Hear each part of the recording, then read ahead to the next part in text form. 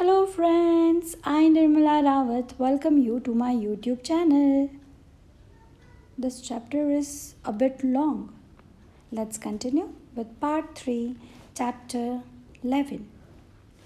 Cognizant of the warnings, Sri Ram cautioned both Mata and Lakshman to be on guard. We must not take the warnings of the sages lightly, he said, and we must recognize the danger Ravan and his generals posed to us and the whole area. Turning to Mata, he added, often you travel deep into the forest looking for special foods and medicines.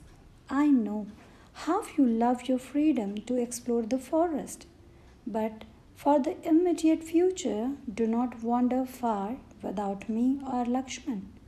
His tone was serious.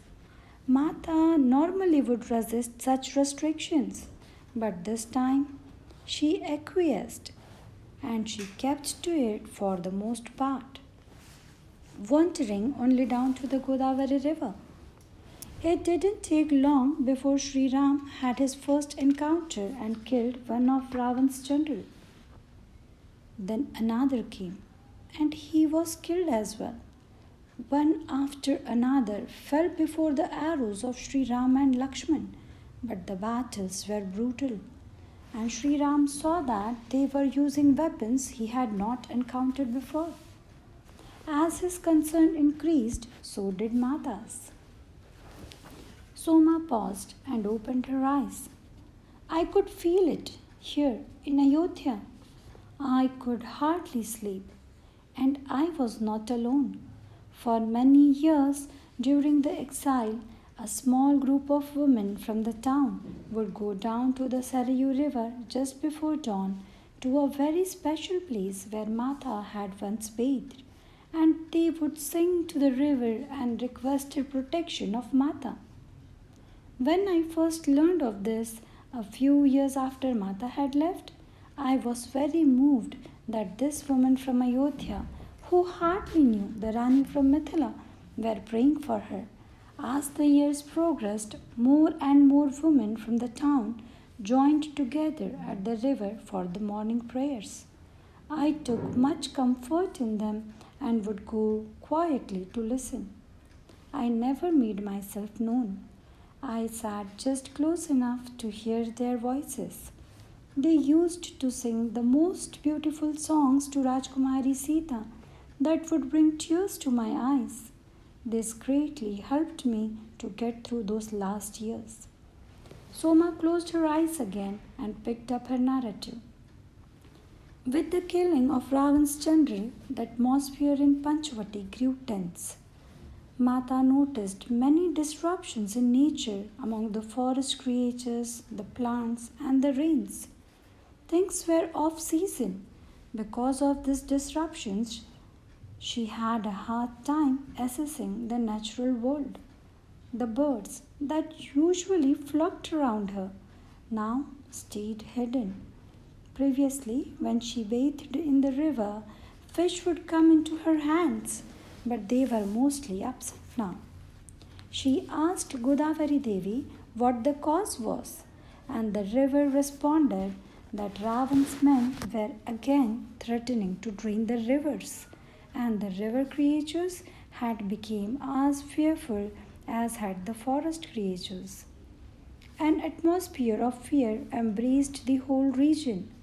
Mata did not know what she could do to help the situation.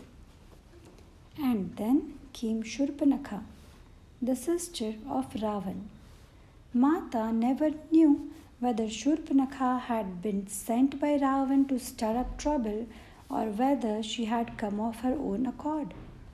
Whatever the reason, her arrival in Panchavati created discord in many of the hermitages, as she would take a beautiful form and ensnare the young men through her charms and deceptions.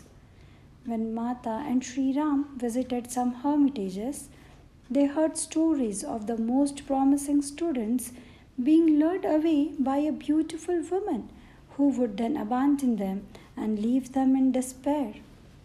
Due to these disturbances, Lakshman developed a sense of unease and was unable to sleep. Throughout their journey, they had developed a system where Lakshman would stay up through the night and keep guard. Sri Ram and Mata would awake at dawn, and at that time he would go into the hut to rest while they bathed and meditated, and then Mata would prepare the morning meal.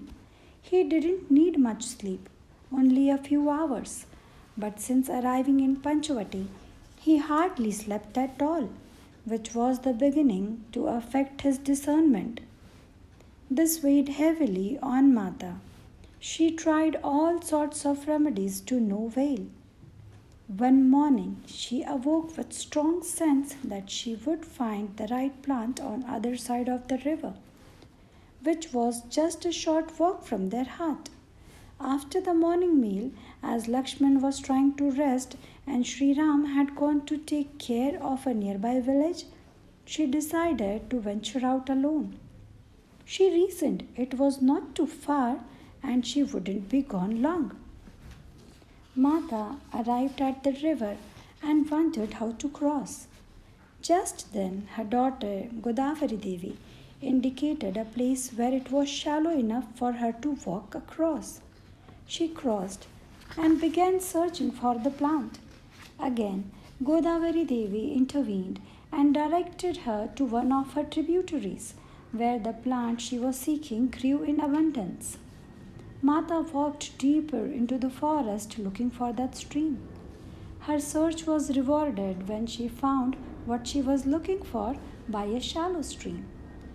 After gathering a basket full of plants, Mata started for home. Suddenly, amid the chatter of the birds, monkeys, and the other forest sound, the steady rhythm of a woman's voice wafted through the thick, moist air and reached her ears. The chanting sounds revealed a longing and almost aching cry that called out to Mata. She could not resist following the voice. Jai Shri Ram. Please watch complete videos. Do know me or do let me know whether you are liking the stories. Like, comment and share. Jai Shri Ram.